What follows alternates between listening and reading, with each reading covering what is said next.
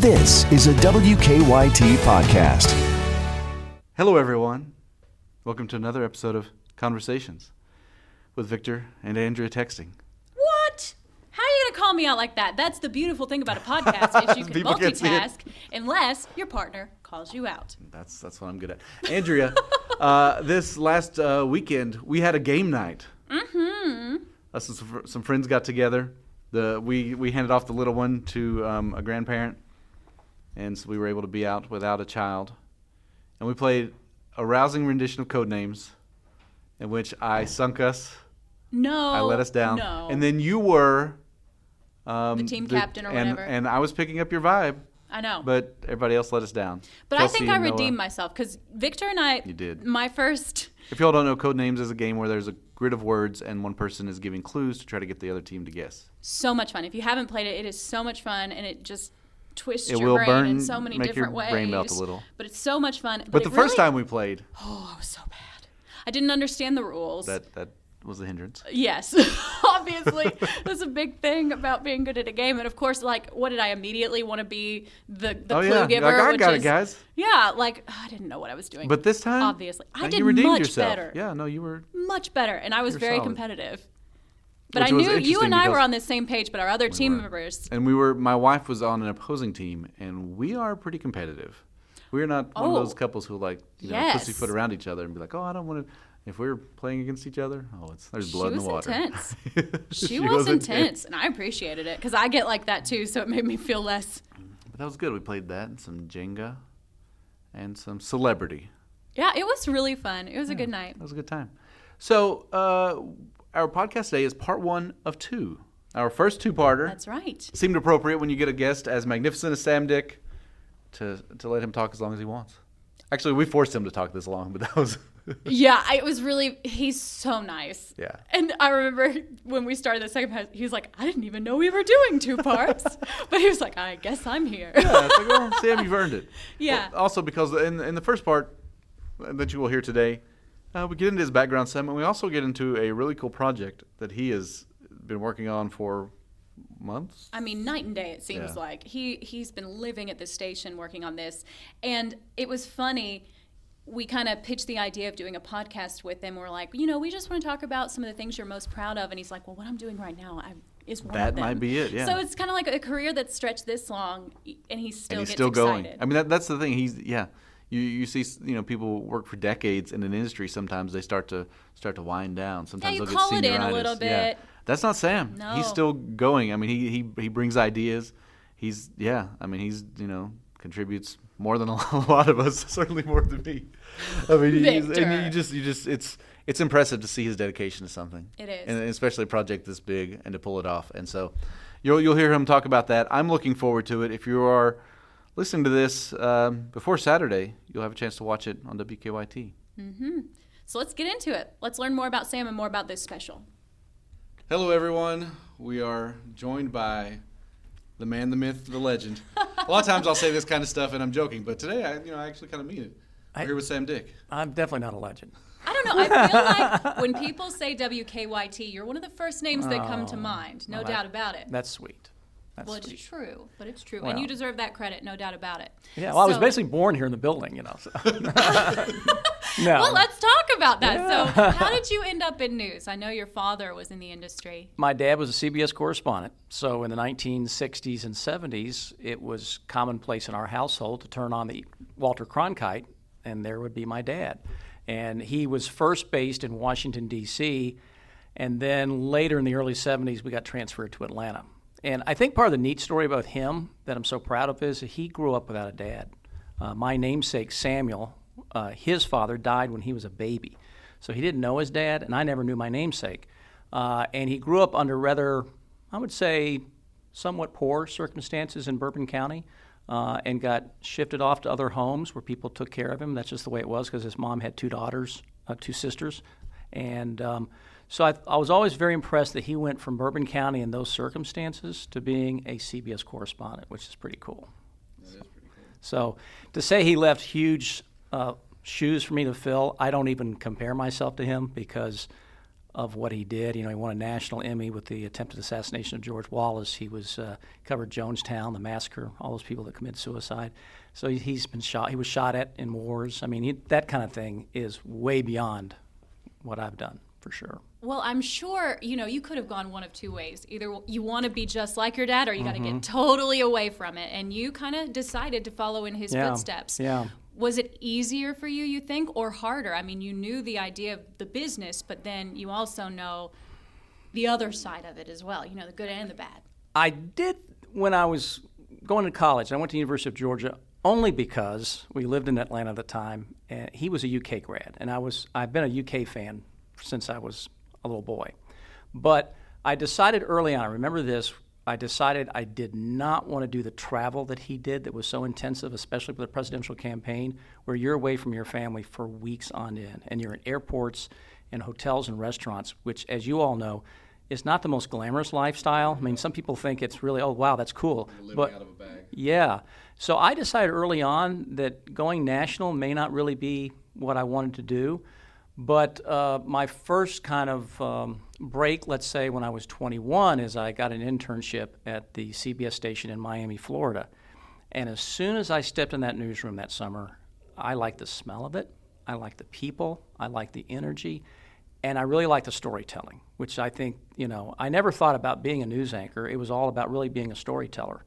And so from that internship, which I didn't get paid for, I didn't get credit for, my parents helped me, but I was in a garage apartment in Miami Beach, not such a bad deal. Who needs a house when you got a beach? Yeah. I literally went into work every single day. I didn't know anybody, so I thought, what the heck? And I loved it so much. And so just driving the news van for the first time, I don't know if you all had that experience way back when. And you're kind of... I still remember my first time driving. You're like, oh, is everyone looking at me? Eventually you realize most people don't care that much, but you still get some looks. But you can imagine a 21-year-old in Miami driving a news van. I thought I was pretty cool, And so from there, I started to learn a little bit about editing and about shooting and about a little bit of producing and reporting. And then they actually aired a few of my stories, which was pretty phenomenal. While you were an intern? While I was in Miami, yeah. Wow. And they wrote this letter saying, we think that you're on to great things. And from there, that led to a part-time job and then full-time job and so forth. But I think I got hooked with the visual part of it. That is what really intrigued me, because I did try newspaper a little bit while I was in school. And I went on the radio, the college station that nobody listened to, alternative rock. But I got to use this thing I'm sitting in front of now, the microphone, live for the first time. It didn't matter that no one was probably listening. But from newspaper to radio to TV, when I hit TV, you've got a camera sitting here in front of us, Victor and Andrea. That's what really intrigued me, was the picture part of it and the storytelling. Yeah. So what precipitated the move to Lexington? I guess was it for you that wasn't a move back to Lexington? Had you lived in Kentucky before? I was born in Lexington, but when I was 3, and I don't remember Lexington at all, but when I was 3, my parents moved to Louisville, and that's where he got his first job at WHS TV. And so he got a job with HAS writing, and then eventually even doing some morning anchoring and definitely a lot of reporting.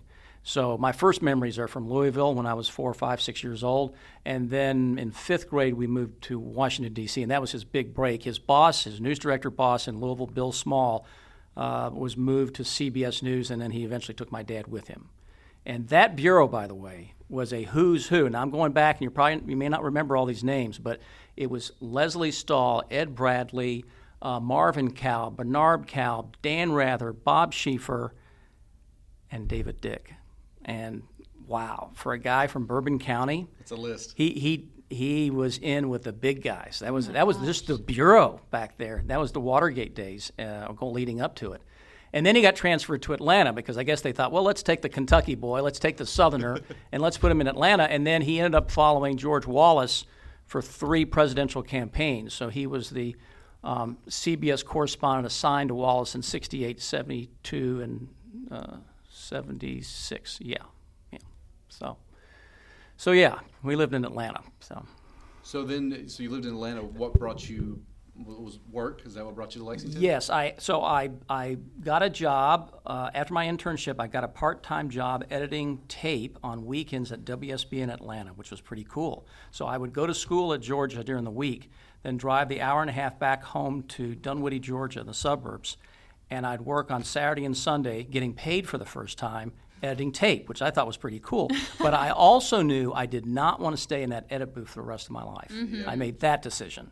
I thought, okay, this is great. And I edit like you all do to this day. It's really a great skill to have on a craft, and I really appreciate it. But I don't want to do that full time. And so I made that decision. So that was a union shop. They had a part-time reporter job that opened up, and I had a tape from Miami that I was able to show the news director. And so they hired me part-time. So here I was, 22, still in college, reporting on the weekends in Atlanta, Georgia, which was pretty big first market. darn awesome. But I wasn't good enough to stay. That was way over my head, really. And so I had a resume tape from all those stories I did in Atlanta, and I sent them to Ken Kurtz here. My dad knew Ken, and I got hired here at the age of 23 as a no experience basically other than what I'd done, reporter here in 1979. A month later, they hired Barbara Bailey. She stayed, I left, but so this was my first full-time job as a reporter. I was here for 3 years, but I didn't stay long in news. They said, hey, we want you to think about auditioning for this new show called PM Magazine. It was an entertainment show that was done around the country with local hosts.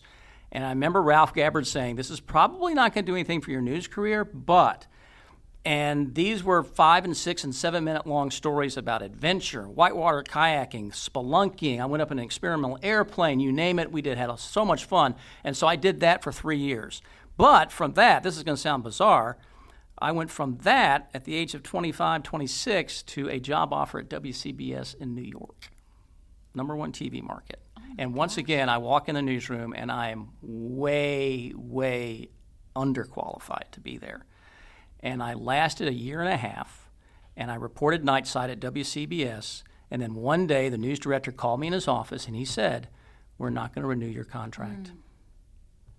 I was basically being fired. I was going to say, so yeah. And he used you never forget that moment. It felt like someone just sucker punched me. I mean, just hit me right in the stomach because I didn't see it coming. That makes me want to throw up. Like, I mean, I can just imagine that moment. Yeah. And so I'll never forget, he said, we don't think that you have the timber to be here, meaning the experience. The timber. It's not like I'd made a mistake or I was maybe really bad, but I didn't have the experience. And that hurts worse. So you that's, know what I mean? And at the same time, my dad works for CBS, so that's a little embarrassing. Right, Your dad works for CBS, and of course, I'm only like 25, 26 years old. And you immediately think to yourself, if people are talking like, oh, I wonder if he just got the job because of his dad. Like that kind of stuff. Yeah. But I was on like my second or third news director in a year and a half, maybe a couple of general managers. At that level, things change really fast. I'm not using that as an excuse. But when you get the new management, they want to make changes. Yeah. So I asked him, and I think this is sort of some good advice for people out there thinking about getting into broadcasting or really any job. I said, can I keep working here? So I didn't leave. And the advantage to that is I could keep working, keep building my resume tape for my next job.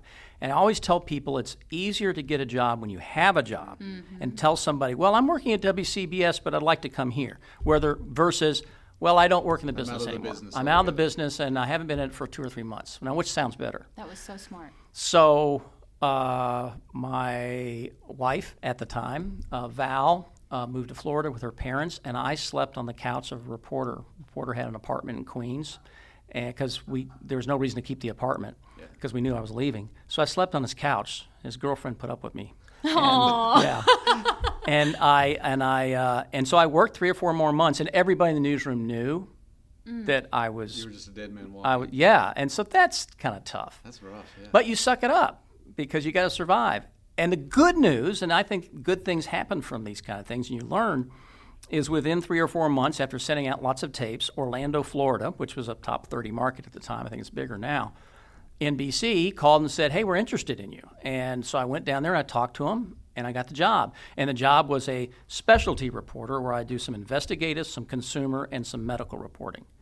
And so that's what I did for 3 years, and actually almost really made a pay raise because even though I got paid less than what I was making in New York, in Florida, they don't have a state income tax. And I also didn't have an agent anymore. I had an agent in New York. In Orlando, I didn't need one. I didn't need an agent to take part of my paycheck.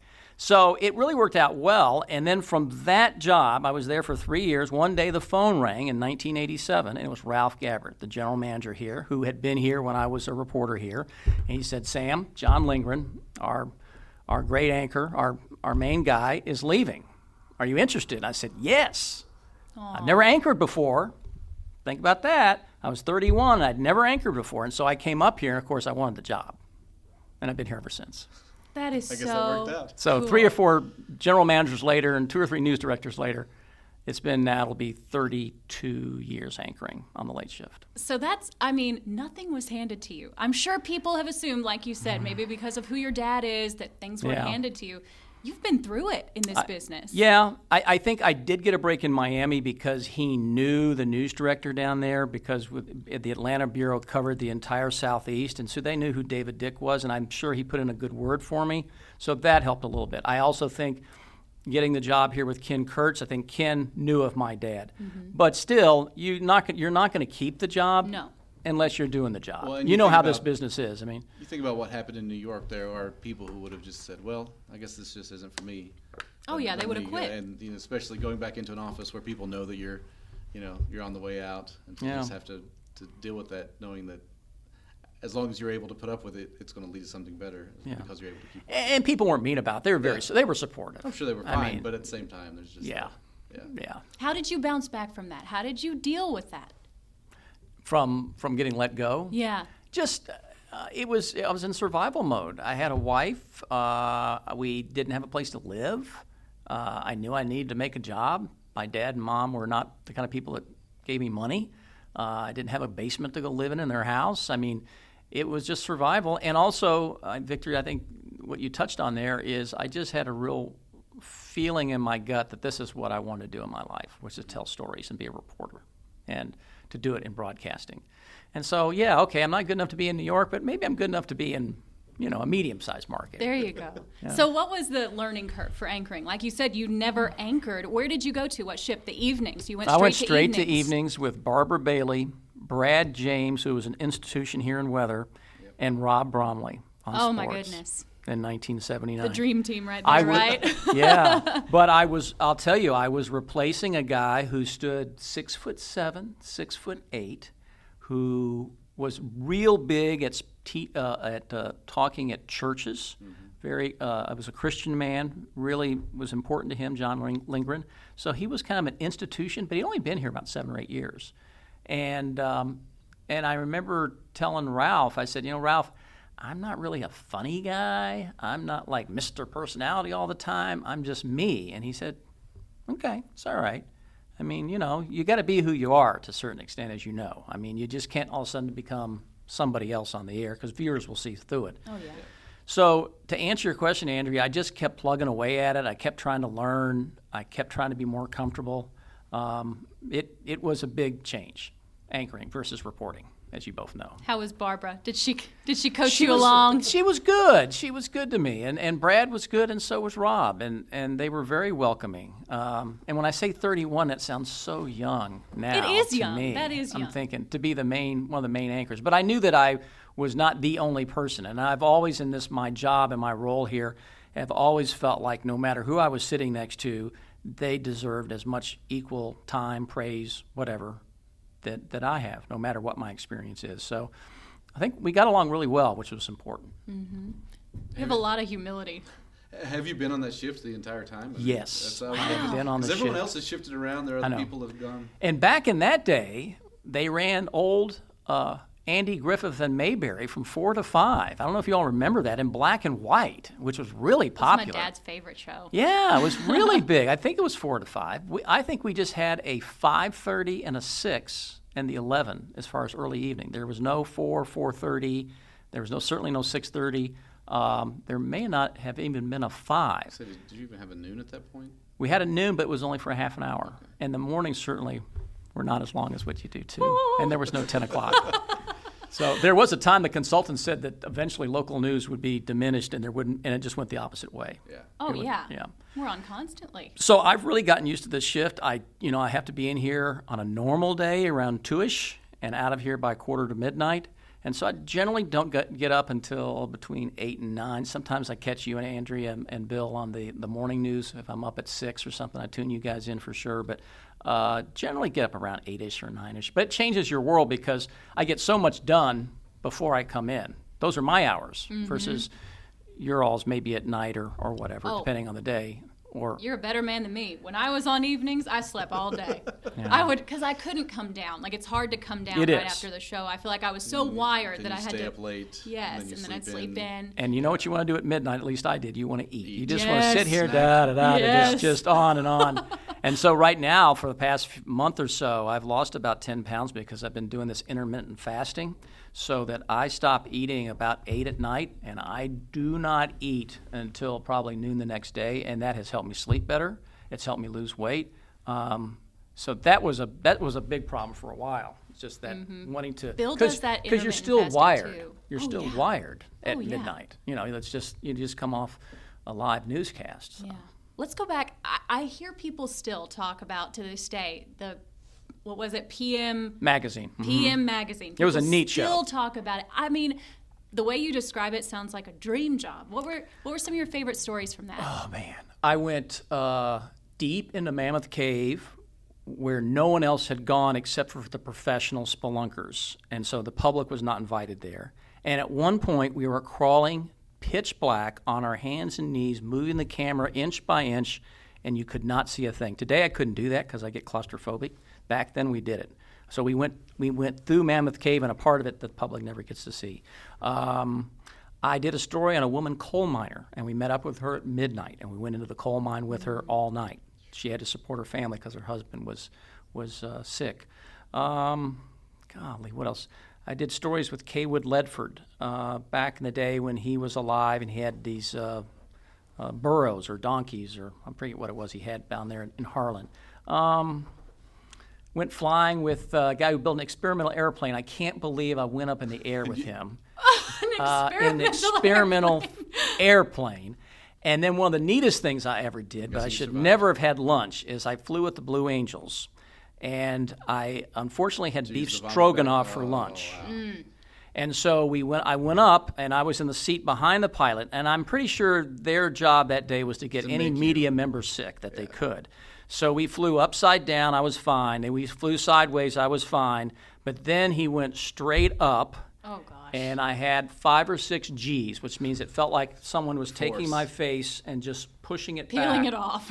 And then when it looked like we were going to hit the sun, he literally went into a free fall. Oh, and I went gosh. weightless in the cockpit. And before we hit the ground, of course, he pulled out, and that's when I grabbed the bag. And got sick. And beef stew's a hearty meal. Beef stroganoff. Andrea, there were chunks. Oh, I'm sure there were. Yeah. I'm sure there were. And you know the pilot's just in the front seat like, yes. I've done it. Well, after he pulled out of the free fall, he actually said, "You want to do some more?" I was like, "No, it's okay. Please, no, I'm begging. I'm good." But that was a neat show because it was on every night, Monday through Friday. I think it was it an hour or a half hour? I can't remember. But we were able to send our stories nationally, so I had family members in other parts of the country, and I'd say, "Hey, my story's going to be on in San Francisco," and they'd watch it, and they thought that was cool. So it was an honor to have your story done nationally. The stories were longer. We could use music. You know, they were 5 and 6 minutes long. And the neat thing is, you know what? We never saw the ratings, but I understand it was really one of the more popular shows they did at the time. It was just really well done. Was it it kind was of like done Sunday up in, morning? A little bit like Sunday morning. So my co-host, I was 23, and she was an older woman. She was 25. Older woman. Yeah, that's what I thought. I thought she was so much smarter and prettier than I was. Lydia was a national junior miss from Lawrenceburg, and already had a couple years of TV experience. And we got thrown together, and I guess we auditioned, but it clicked, and so we were the hosts of the show. We had cooking segments, we had fashion segments. We went all over this part of the state, central, southern, eastern Kentucky. I've been in a lot of different restrooms, and we did all kinds of ins and outs, is what we called them. So we went to local communities, and we tried to. They were mainly Kentucky stories. Yeah. So those were 5 to 6 minute stories, but you have a project coming up that is It's gonna on TV. It'll fill an hour, but A about Goliath. 45 minutes. I mean, so let's go ahead and get into that. What is the name of this, and kind of tell me how this came about, because it's one of the cooler things that I think we've done here. I like that you said that. I hope you say that after you see it. It's called Beyond the Bench, on the road with Kentucky basketball. It's this Saturday, March 9th at 7 p.m. So Kentucky will have played their final game of the regular season at 2 o'clock against Florida at Rupp, Senior Day. So this will be on a couple hours after that, a few hours after that.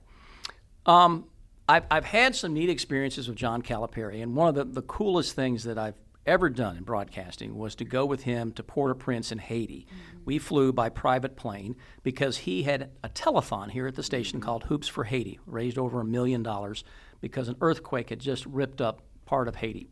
And Port-au-Prince is already a really impoverished, extremely poor, just really bad area. And so they got hit again by the earthquake.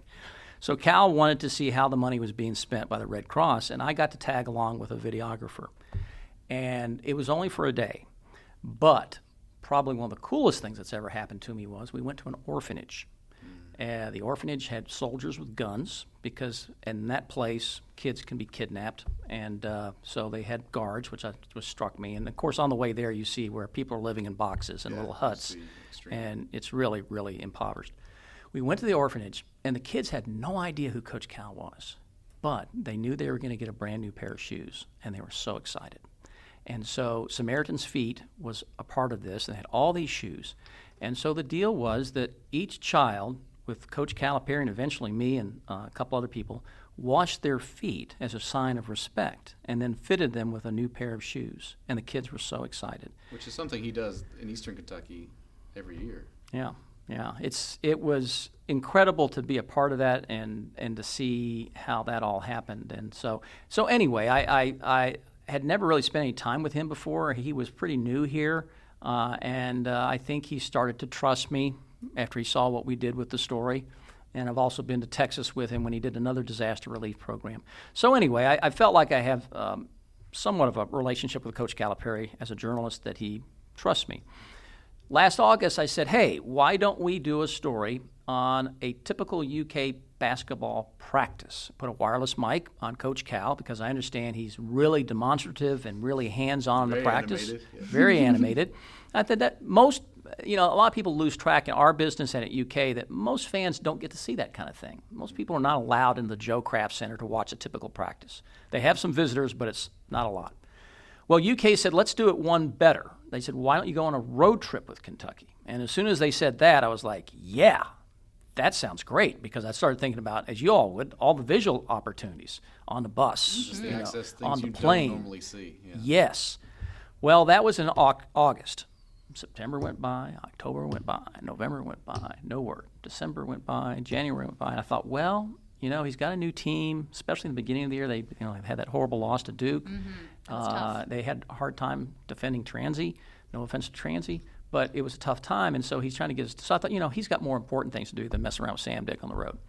Then January came, and they said, you know what? Let's get together. So we met, not with Coach Cal, but members of the UK basketball staff, and they said, how about Mississippi State? And I was ready for anything. Yeah. So that was the deal. We would go with them to Mississippi State.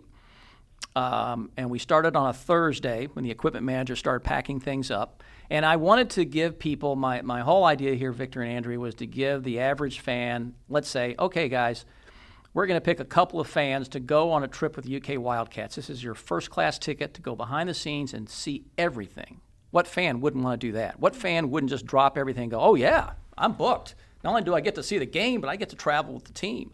So that's the idea of the special, is that we give you behind-the-scenes look at some things that normally the camera's not allowed to see, and talk to some people, even like the equipment manager, who normally are not on TV, but have an important role to play. Mm-hmm. And I guess you just see what a big production it is to move that team, to carry it to. How many people do you think we went with? Oh, hundreds? I was going to say, is it? Do they have a traveling staff about 100? Is that? No. You guys are way. That's probably football. Okay. So This was 50. I am actually thinking. This of was football team. 50. 50. Plus Even the three. to think for a team of what, 11 guys? Mm-hmm, and a few coaches. And But then- you've got a video coordinator. You've got media relations people. You have 2 police officers for security. Never thought about that. You've got the doctor. You've got the trainer. You've got 2 donors, UK fans who get to go. And usually it's more than that, but there were just 2 from Mount Sterling. Really sweet couple. So there's lots of layers of people that go, and I learned a lot. I really learned a lot, and we don't want to give everything away, but there were some really priceless moments. In particular, and one of the things that happened that we've already talked about on the air is that there was a plane malfunction. Mm-hmm. We were supposed to leave. They have this schedule. I mean, it's like, okay, we practice at noon on Friday, and at 3:45 we're taking off in a chartered plane. Well, the plane had mechanical issues, and so they couldn't take off in that plane. So they had to really hustle to get 2 small private planes to take just the players, and they left a couple players behind for the big plane. Take most of the team and the coaches there to get them there, and everybody else, the rest of us, had to wait. And they finally we got a plane that was ready to go. So that kind of really messed up the schedule for Friday, but it turned out that it made our story even more interesting because they had to make some adjustments, and we were still able to capture a lot of the behind the scenes in Starkville. But one of the more intimate moments is, and this is like going way deep into the system here, is that we got to go inside Coach Cal's hotel room Friday night before their last film session and after dinner, where he met just with the players and the coaches. No other camera, no other media, no other people. And it was kind of his last message to them before they went off to bed. And so that's you don't know what to expect, but to be allowed that far in to what they're doing is very intimate. And so I feel very honored and humbled that we kind of were able to do some of those things. That's some access. So then how do you take, because I'd imagine you all have hours of footage coming out of that. I mean, You've been here. I rarely see Sam, but I've seen a lot of Sam because we're on such opposite schedules, but he's been here a lot. That much material into 45 minutes, is that about what you get, with commercials? Yeah. So I really didn't know how I was going to do this because this is not normal for me. I'm either anchoring or if I'm putting together a story, sometimes it's 2 or 3 minutes long. Yeah. I can. Oh my goodness, 3 minutes. I know. So I didn't really know. So I guess I just started to think in my head, okay, first of all, we have 7 segments to fill. And then we decide, okay, what are we going to put in each segment? So videographer extraordinaire, award winner, Barton Bill was our photographer.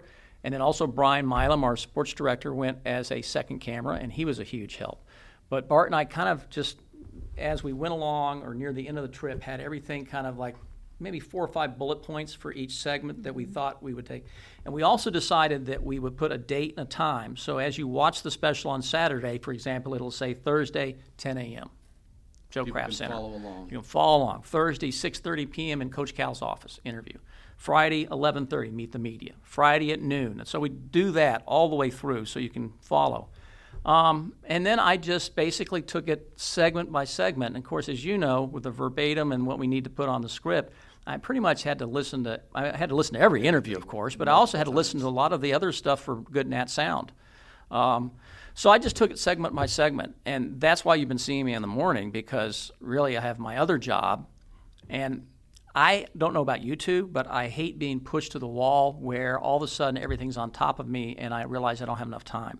I wanted to give this enough time to breathe, and so the only way I could do that is to work a lot of extra hours so that here we sit on Monday taping this, and I really feel fairly relaxed. That's I was that asking is you. not how I do how things. much how much you had left to do, and you said, I'm mostly done. We're just kind of doing the finishing touches, and to me that just because if this were me, I'd be Friday afternoon trying to tinker with it. Oh, me too. Which is probably why it's going to turn out so good, because Sam will have taken the time to get it all. You've never done anything to this scale, have you? No, I've been a part of specials of different kinds, whether it was with the Final Fours I've covered or telethons, you name it. But I've never been in this case, really, I'm the producer along with Bart and Brian. We're the producers, we're the writers. And as you all know, I give the script to Bart, the editor, and he makes it better. Yeah. Oh, he's very, very gifted. I have a question. So you said, you went months where this was talked about. Did you lose faith? Did you just keep checking in, kind of like pestering, like, hey, I'm still here, I still want to do that thing, whatever you No, did? Because I didn't have a relationship with those folks. Right. I knew Coach It's Cal, tough. but I'm not dealing with Coach Cal on this. He's got bigger fish to fry. So one of the key people at UK that has been a huge help to us that I've grown to have a professional relationship with is Eric Lindsay. He's one of their top people in terms of with Cal and UK basketball. But I didn't know him before. And then I finally met him in a meeting. I talked to him on the phone once or twice or had an email with him, but I finally met him in a meeting in January. And now I'm talking to him, every couple of days on this special. But so I didn't have a relationship, so I kind of just let it go. And Andrea, I thought, maybe this won't happen, but I'm going to be patient.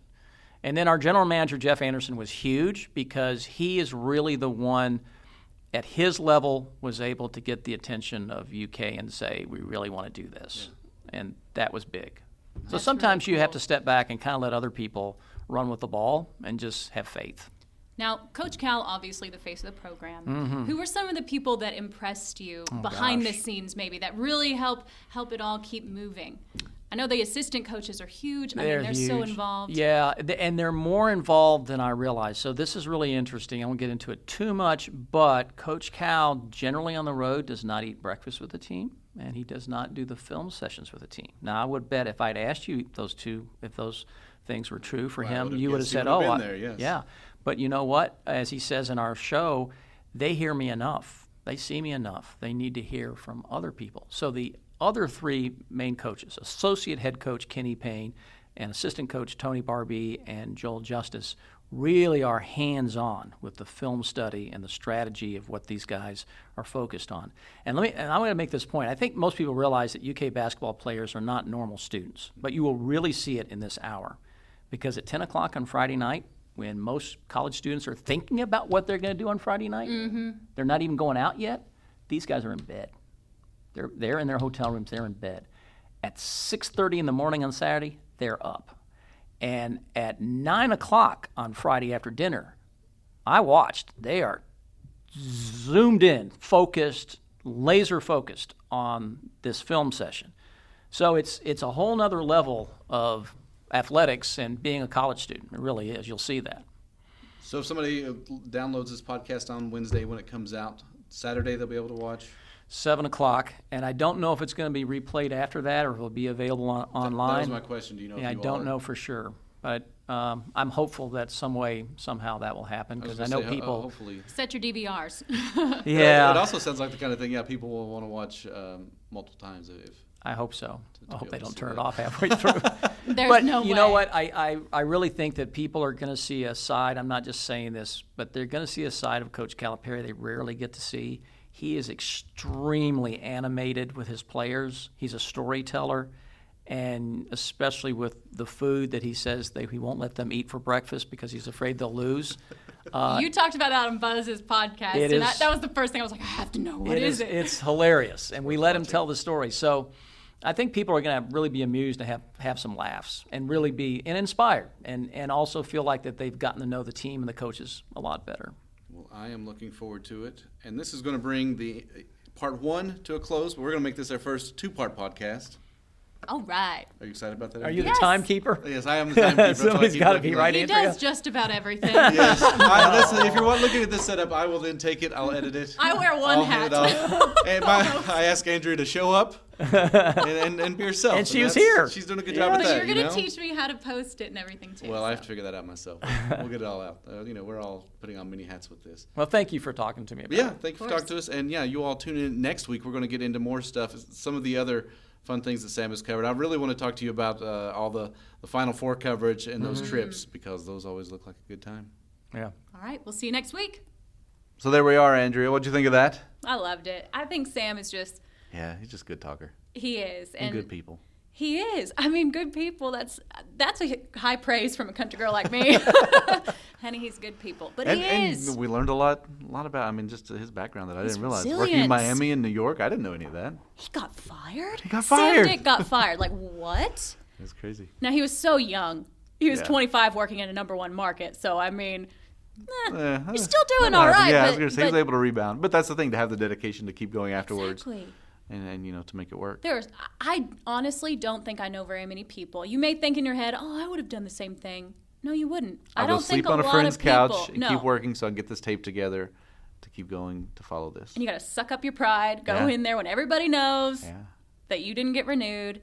I mean, I already respected Sam, but I feel like I respect him even more. I didn't know that was possible, but just a great guy. And you're going to get to hear more about him next week. I was going to say, so this is part 1, and next week he goes into more, including a pretty amazing hike that he took. Oh my gosh. As a teen. You know, he was talking about it. It seemed like a terrible idea. Yeah. You know what I mean? Like, they always say, don't go hiking alone. But Sam is an Eagle Scout. He's an Eagle Scout. So if anyone can do it, it's him. He gets into some of the stories about the Final Fours, the UK championships that he's covered, including an interesting one in Atlanta that I remembered very well. Gabriel the Lightning. Rojas. Yes, with a guest appearance from Gabriel Rojas. He married a friend of mine from high school. Mira? That's right. Yeah. Mira Roxanne Baker. Okay. Yeah, I remember whenever they first started dating. I was like, good for you, Gabe. So, yes, then he will talk about a clip that you can see. You can actually, if you search for it on YouTube, you can find that still. So it's a little R-rated It's content. a little interesting. But, Sam, always the professional, was able to just keep going. And that's kind of shows the dedication. They were like, look, let's get in this truck because there's some lightning and stuff. But, again, that's all next week.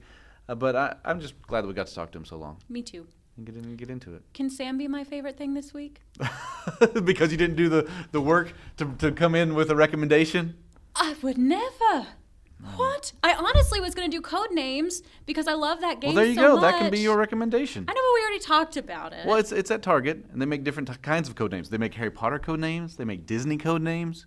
Okay, I could do Disney. Some people are so into Harry Potter. Like, my brother knows the most obscure details. He and his friends would dominate anyone, I think. I really do. There you go. Anyway, basic game. What do we play? Original? Yeah, we just played original code names. The original game? They have code names Pictures. Mm-hmm. I think Target used to have code names After Dark, which isn't explicitly dirty, but I think the stuff's more suggestive, so you can make it, But the base game's fine. Just play that. It was really fun. So code names for you. My suggestion: Monday Night Raw coming to Rupp Arena. That's right. I'm very excited. Are you going to go? I mean, I'm definitely going to be there, but I think you should. Oh, well, it's at night, so you might. You should take that Tuesday off. You should take that Tuesday off. Roman Reigns is back now. He's the one with the long dark hair. Yeah, he's in remission from leukemia. What? Yeah, he had in October. He announced. Apparently, he had it a long time ago, but he's on top of it when you're an athlete, and I'm sure he's living with that. I'm sure he's just on top of it and getting tested and doing everything that he needed to do, but.